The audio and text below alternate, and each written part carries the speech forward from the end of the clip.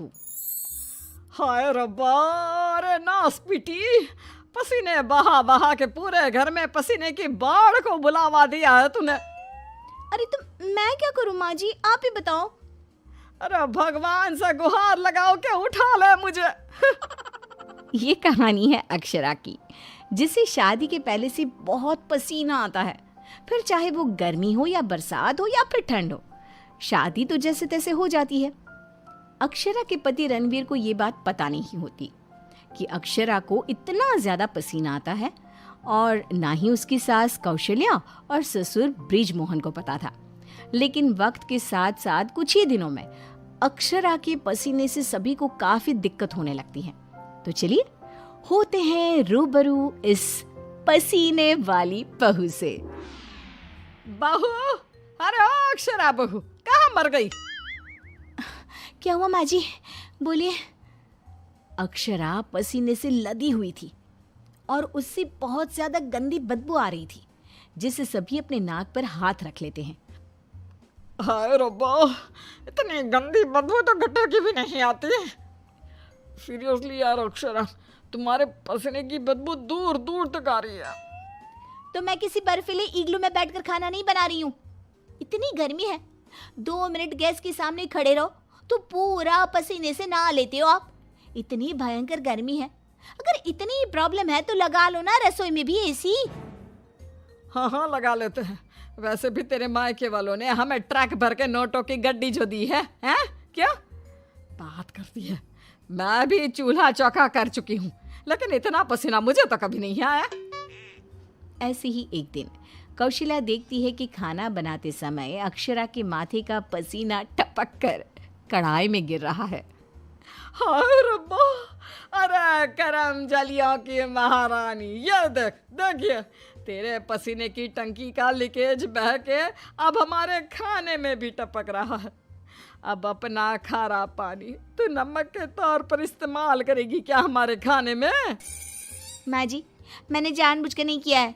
और रही बात पसीने की टपकने की, तो इसी बहाने ये गट्टे की सब्जी ना और भी नमकीन और स्वादिष्ट हो जाएगी मेरे पसीने की मिलावट से। छी छी छी छी, मैं जा रही हूँ बाथरूम, क्योंकि मुझे तो तेरी बातों को सुनकर और ये खाना देखकर ही उल्टी आ रही है। आज तो कुछ नहीं पकाएगी। आज हम तीनों तुझे छोड़कर बसंत भोजनालय चले जाएंगे। तू अकेले ही चखते बैठ अपने पसीने से भरे हुए ये व्यंजन। अगले दिन जब रणवीर दफ्तर से घर आता है, तभी वो अपने कमरे में अक्षरा से कहता है, अक्षरा, कल बॉस की वाइफ का बर्थडे है, इसलिए उन्होंने हमें खास न्योता दिया है, तो तुम और मैं कल पार्टी में जाएंगे। मैं ब्लैक कोट पहनूंगा, तो तुम ब्लैक साड़ी पहन लो। ओके पति जी, और कोई आदेश? नहीं, आदेश नहीं, लेकिन एक रिक्वेस्ट है। वैसे तो पार्टी में एसी होगी, लेकिन फिर भी ना, तुम पूरी परफ्यूम की बोतल को अपने ऊपर छिड़क के ही चलना। एक क्या, मैं तो कहता हूँ 5 चाय बोतल को छिड़क लो ना, क्योंकि अगर किसी ने तुम्हारे पसीने की बदबू को सूंघ लिया ना, तो फालतू में सीन क्रिएट हो जाएगा वहां पर। ठीक है? मुंह टेढ़ा करके अक्षरा जवाब देती है, ठीक है, लगा लूंगी, खुश। अगले दिन पार्टी के लिए अक्षरा सच में 5 परफ्यूम की बोतल को अपने ऊपर छिड़क कर सच धज के रणवीर के साथ पार्टी में चली जाती है। पार्टी में एसी थी, इसलिए पहले के 15 से 20 मिनट तो कुछ भी नहीं हुआ, लेकिन उसके बाद से जो अक्षरा को पसीने छूटने शुरू हुए कि बस वो पसीने से भीग कर गीली होती ही जा रही थी, और उसकी बहुत गंदी बदबू भी आने लगी, जिसको सुनकर पार्टी के गेस्ट आपस में बात करने लगे। अरे ये इतनी गंदी बदबू कहाँ से आ रही है? शायद किसी की जुराबों की गंदी बदबू है ये। जुराबे नहीं, मामला कुछ और ही है जनाब। इतनी बड़ी 5 स्टार पार्टी में पता नहीं कहाँ से घुस गया कोई गटर का कीड़ा। तभी रणवीर अक्षरा को धीरे से कहता है, तुम्हें कहो तो ना, परफ्यूम, पाउडर और साबुन से 10 बार नहाना। लेकिन तुम्हें तो पता है ना कि मुझे पसीने छूटते ही हैं, चाहे कितना भी कुछ भी कर लूं। और उनकी ये बात बगल में खड़ी एक बूढ़ी औरत सुन लेती है और वो बवाल मचा देती है। अरे बाप रे, ये गंदी महक तो यहाँ से आ रही है। रणवीर की बीवी से देखो तो पूरे कपड़े भीग गए इसके पसीने से। सभी रणवीर और अक्षरा पर बहुत हंसते हैं। रणवीर घर जाने के बाद अक्षरा को खूब डांटता है। मिला देना पानी में मेरी पूरी मेहनत से कमाई हुई इज्जत। अरे अक्षरा बहू, किस मिट्टी की बनी हो तुम, जो पसीने का झरना बहता ही रहता है तुम्हारे बदन से 12 महीने और 2400 घंटे नॉन स्टॉप। अरे अभी तो इस कलमुहे के कलेजे को ठंडक पड़ी होगी। लोगों के कुंडली में मार्केश दोष होता है, लेकिन हमारी बहू की कुंडली में पसीना दोष है। अक्षरा को अपने ससुराल वालों की बातें सुनकर बहुत बुरा लगता है, लेकिन फिर भी वो कुछ नहीं कहती और अपने पसीने बहने को अपनी गलती मानकर चुप रह जाती है।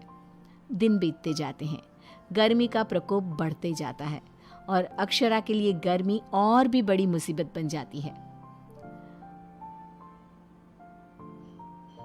उसे पसीने से पूरे हाथ, पांव, गले, चेहरे और बदन पर घमौरियां आ जाती है, जिसके कारण उसे खूब जलन महसूस होती है। बहुत जलन हो रही है। माँ जी ने एसी का रिमोट भी छुपा के रखा है, इसलिए ताकि मैं एसी ना लगाऊं और बिजली का बिल बच जाए। मम्मी जी, बहुत आग लग रही है। अक्षरा जाकर बाल्टी भर पानी अपने आप पर डाल देती है, तब जाके उसे थोड़ी सी राहत मिलती है। अक्षरा के पसीने से तंग आकर कौशल्या अब दिन रात घर में अगरबत्ती और अरोमा कैंडल जलाती। अच्छा हुआ जो रणवीर ने ये खुशबू वाली मोमबत्तियां ला कर दी, इनसे हर जगह अच्छी महक आ रही है। हाँ कौशल्या, बड़ी अच्छी सुगंध है, अगरबत्ती और मोमबत्ती दोनों की भी। लेकिन तभी वहां पर बाजार से सामान लाकर पसीने से लदी हुई अक्षरा आ जाती है और उसके पूरे बदन से बदबू आ रही थी और बाल तो पूरे पसीने से भीग गए थे और फर्श पर पसीने की बूंदें भी टपक रही थी और ये बदबू इतनी तेज होती है कि मोमबत्ती और अगरबत्ती की महक को फेल कर देती है। हाय रब्बा, आ गई करम जली। इसके बदन के पसीने ने तो इतनी महंगी सुगंध वाली मोमबत्ती और अगरबत्ती के खुशबू के दांत भी खट्टे कर दिए। बाहर इतनी भीषण गर्मी है मम्मी जी, ऐसा लग रहा है मानो हम किसी ओवन में बंद हो गए हो और केक की तरह बेक हो रहे हो। उफ। दिन ब दिन अक्षरा का पसीना दुश्वार कर देता है सबका जीना। कभी वो सोते समय पूरे बेड के साथ साथ साइड में रखे हुए रणवीर की इम्पोर्टेंट फाइल्स को अपने पसीने से भिगा देती, तो कभी वो गर्मी से अपने बालों में हुए जुओं को गलती से खाने में मिला देती। हाय रब्बा, आज तो हद ही हो गई, खाने में जुए। अक्षरा बस बहुत हुआ, अब और नहीं। अब तुम सीधा अपना बैग पैक करो और अपने मायके शिफ्ट हो जाओ। बिल्कुल सही कह रहा है रणवीर, हमें नहीं चाहिए ऐसी पसीने वाली बहू। अक्षरा रोने लगती है और कहती है, ठीक है मैं चली जाती हूँ, फिर कभी इस घर की दहलीज पार नहीं करूंगी, बाय। अक्षरा रोंदी सूरत लिए घर से निकल जाती है। शाम में जब रणवीर अक्षरा के मायके फोन लगाता है, तब उसे पता चलता है कि अक्षरा तो अब तक घर गई ही नहीं। इस बात को सुनकर रणवीर, कौशल्या और ब्रिजमोहन तीनों डर जाते हैं और चिंताग्रस्त हो जाते हैं। हायो रब्बा, अब कहाँ ढूंढे हम अक्षरा बहू को। मुझे एक जगह पता है मम्मी, जब भी अक्षरा का मूड ऑफ होता है तो वो वहीं पर जाकर बैठती है। रणवीर, कौशल्या और ब्रिजमोहन तीनों एक नदी के किनारे जाते हैं, जहां रात के अंधेरे में अक्षरा नदी की साइड की बेंच पर बैठे हुए बिलख बिलख कर रो रही थी। रणवीर तुरंत जाकर अक्षरा के गले लग जाता है और उससे तीनों माफी मांगते हैं। अक्षरा, हमें माफ कर दो, तुम्हें पसीना आना नेचुरल है, लेकिन तुम जानबूझकर नहीं करती हो ये, और हमने तुम्हें गुस्से में क्या क्या नहीं कहा।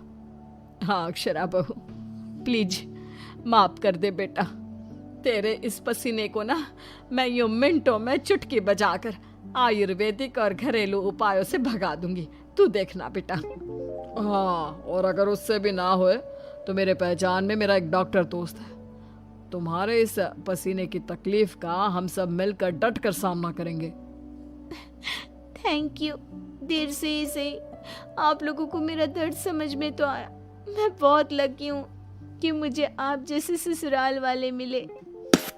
इस तरह ससुराल वाले आयुर्वेदिक उपायों से अक्षरा के पसीने की तकलीफ को मिटा देते हैं और अब उसे मामूली पसीना ही आता है और वो एक सुखी और चैन भरी जिंदगी बिताने लगती है।